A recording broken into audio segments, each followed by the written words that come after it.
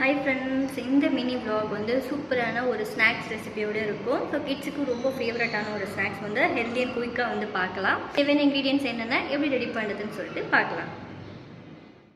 Oats வந்து 2 spoon அளவுக்கு எடுத்துக்கலாம். ட்ரை ரோஸ்ட் எடுத்துருக்கேன்.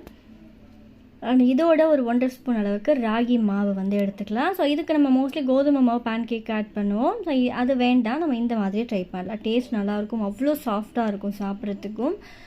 ராகி மாவு ஆட் பண்ணியிருக்கேன். அண்ட் வந்து க்ரீம் பிஸ்கெட், இந்த பர்பன் இருக்கும் இல்லையா, அது ஒரு 2 பிஸ்கெட் ஆட் பண்ணுறேன். ஏன்னா என்கிட்ட கோகோ பவுட்ரு காலி.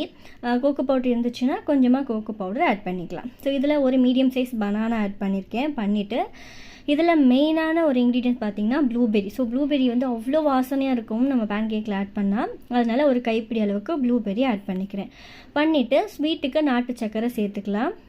ஸோ ஸ்வீட் எவ்வளோ வேணுமோ அந்தளவுக்கு ஆட் பண்ணிக்கலாம். அதில் வந்து டேட்ஸ் போடுறீங்கன்னா கூட டேட்ஸ் கூட எக்ஸ்ட்ரா ஆட் பண்ணிக்கலாம்.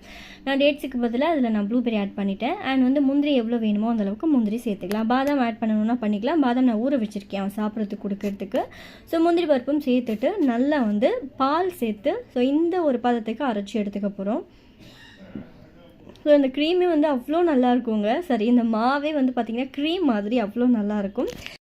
இன்றைக்கி பிரணவ் குட்டியோட லன்ச் வந்து ரசம் சாதம். ஸோ பருப்பு நெய் போட்டு ரசம் ஆட் பண்ணி நல்லா வந்து கலந்து வச்சாச்சு. இதுக்கு காய் வந்து பீன்ஸ் வந்து கொஞ்சம் மசாலா போட்டு ஃப்ரை பண்ணால் அவனுக்கு பிடிக்கும். ரசம் சாதம்க்கு நல்லாயிருக்கும். அதனால் பீன்ஸ் வந்து கொஞ்சம் மசாலா பீன்ஸ் மாதிரி ரெடி பண்ணி வச்சாச்சு. அண்ட் ஸ்நாக்ஸுக்கு தான் நான் இப்போ ரெடி பண்ணிகிட்ருக்கேன். ஸோ இந்த பேனில் கொஞ்சம் நெய் இல்லைனா பட்டர் ஆட் பண்ணி நம்ம பேன் கேக் எப்போது எப்படி பண்ணுறோமோ அதே மாதிரி சர்க்கிளாக போட்டு எடுக்க வேண்டியதான். பட் அது குக் ஆகும் போதே பார்த்திங்கன்னா அவ்வளோ வாசனையாக ரொம்ப நல்லாயிருக்கும். ஸோ இந்த ஓட்ஸ் ப்ளூபெரி பேன் கேக் வந்து அவ்வளோ சாஃப்டாக ரொம்ப நல்லாயிருக்கும். டேஸ்ட் வந்து ஆக்சுவலாக அது வந்து நம்ம கப் கேக் பண்ணுவோம் இல்லையா, ஸோ அந்த கப் கேக் மோல்டில் போட்டு அவன் இருந்துச்சு அப்படின்னா கொஞ்சம் பேக்கிங் பவுடர் மட்டும் எக்ஸ்ட்ரா ஆட் பண்ணுற மாதிரி இருக்கும். நமக்கு அந்த ஒரு கேக்கோட கன்சிஸ்டன்சி வரத்துக்காக, ஸோ புசுன்னு சாஃப்டாக வரத்துக்காக பேக்கிங் பவுடர் ஆட் பண்ணும், அவ்வளோதான். ஸோ அந்த மாதிரியும் கேக்கை ரெடி பண்ணலாம். அண்ட் இந்த மாதிரி பேன் கேக்காகவும் ரெடி பண்ணலாம். சூப்பராக இருக்கும். ரெடி பண்ணும்போதே பார்த்திங்கன்னா அவ்வளோ வாசனை. அப்புறம் கேட்டுகிட்டே தான் வந்தேன், என்னம்மா நல்ல வாசனை அடிக்குது அப்படின்ட்டு.